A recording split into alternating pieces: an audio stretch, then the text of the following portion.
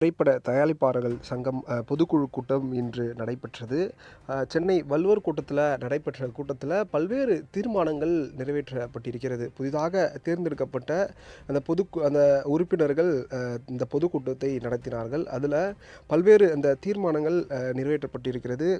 வருவாய் பகிர்வு முறையில் படம் தயாரிக்க வேண்டும். அதேபோன்று மே 2 தமிழ் திரைப்பட தயாரிப்பாளர்கள் சங்கம் அடையாள வேலைநிறுத்தம் செய்யப்படுவதாகவும் இந்த பொதுக்கூட்டத்தில் தீர்மானம் நிறைவேற்றப்பட்டிருக்கிறது. அதேபோன்று சென்னை அந்த நுங்கம்பாக்கத்தில் நடைபெற்ற தமிழ் திரைப்பட தயாரிப்பாளர்கள் சங்கத்தின் பொதுக்குழு கூட்டத்தில் சினிமா துறையின் நலன் கருதி அதிரடியான பல தீர்மானங்கள் நிறைவேற்றப்பட்டிருக்கிறது.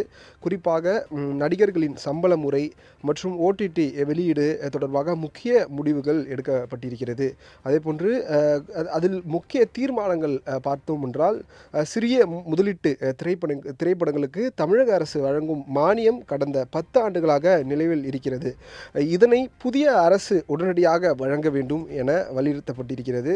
அதேபோன்று தற்போது ஓடிடி மற்றும் சேட்டலைட் வியாபாரம் சரிந்து வருவதால் தயாரிப்பாளர்களின் நஷ்டத்தை குறைக்க ஆந்திரா மாநிலத்தை போல நடிகர்களும் தொழில்நுட்ப கலைஞர்களும் வருவாய் பகிர்வு முறையில் பணியாற்ற வேண்டும்.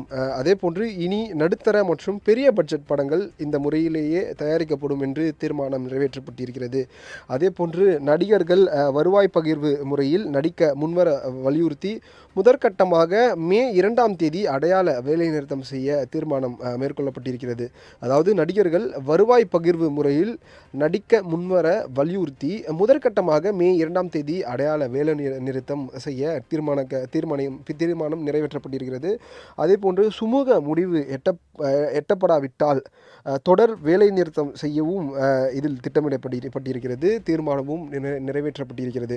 8 வாரங்களுக்கு முன்பே ஓடிடியில் படத்தை வெளியிடக்கூடாது என தயாரிப்பாளர்களை நிர்பந்தத்திற்கு சங்கம் கண்டனம் தெரிவித்திருக்கிறது. அதாவது படம் வெளியாகி 8 வாரங்களுக்கு முன்பே ஓடிடியில் படத்தை வெளியிடக்கூடாது என தயாரிப்பாளர்களை நிர்பந்தத்திற்கு சங்கம் கண்டனம் தெரிவித்திருக்கிறது. அதாவது அந்த தயாரிப்பாளர் சங்கம் கண்டனத்தை தெரிவித்திருக்கிறது.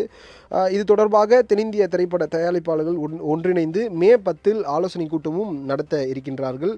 அதேபோன்று சங்கத்திற்கு தெரியாமல் ஓடிடி ஒப்பந்தங்கள் குறித்து கடிதம் அளிக்கும் தயாரிப்பாளர்களுக்கு திரையுலகம் ஒத்துழைப்பு வழங்காது என தெரிவிக்கப்பட்டிருக்கிறது. அதாவது இந்த வள்ளுவர் கோட்டத்தில் நடைபெற்ற இந்த பொதுக்குழு கூட்டத்தில் பல்வேறு தீர்மானங்கள் நிறைவேற்றப்பட்டிருக்கிறது. குறிப்பாக இந்த தமிழ் சினிமாவில் பெரிய பட்ஜெட் படங்கள் இனி ரெவென்யூ ஷேர் முறையில் மட்டுமே தயாரிக்கப்படும்.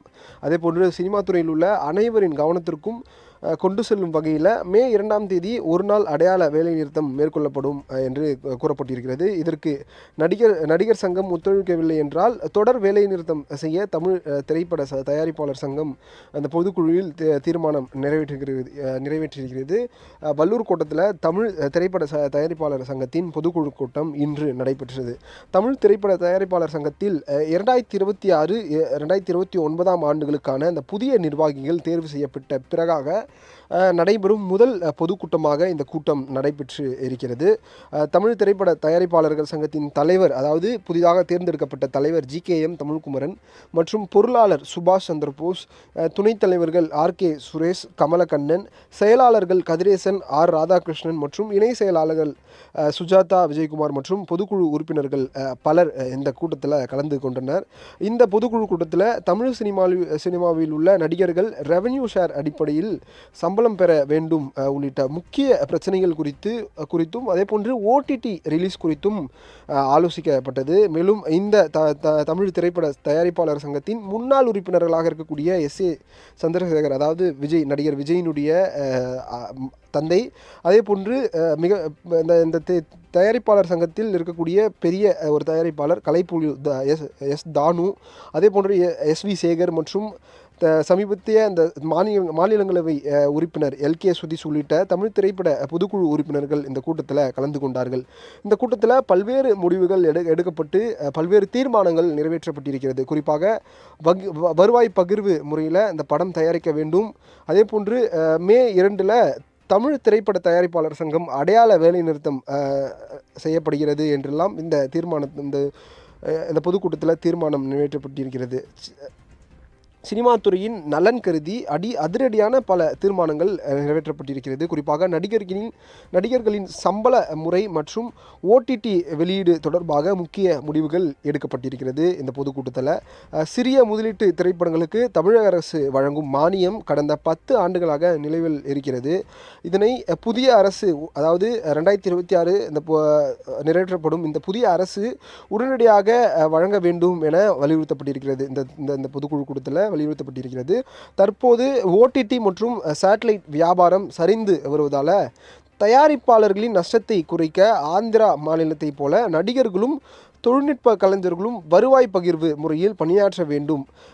இனி நடுத்தர மற்றும் பெரிய பட்ஜெட் படங்கள் இந்த முறையிலேயே தயாரிக்கப்படும் என்றெல்லாம் இந்த பொதுக்குழுவில் தீர்மானம் நிறைவேற்றப்பட்டிருக்கிறது.